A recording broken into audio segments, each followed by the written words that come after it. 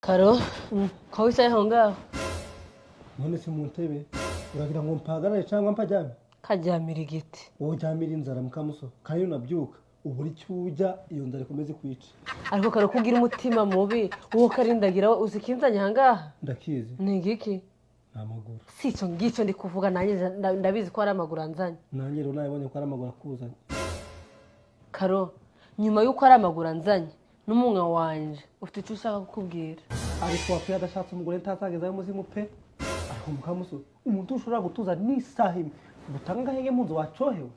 Ariko se Karo, ndarinda mfunga umunwa Imana sico yawuremeye. Mukamuso Imana Niki? uremeye kuvuga ibintu bizima, ntabwo uremeye kwirwa uduhira umeze nk'uruyuki. Ariko ndaduhira kurusha umunwa, kurusha kuvuga ko nawe ugira amagambo nk'ay'abagore. Ariko mukamuso ubu koko nkurusha amagambo. Urayandusha. Mukamuso katwemeye kugira amagambo nk'ay'abagore, ariko byibuze njewe nyavuga ku manywa. Ariko umuntu umugore araraduhira kuva nijoro ijoro ryose.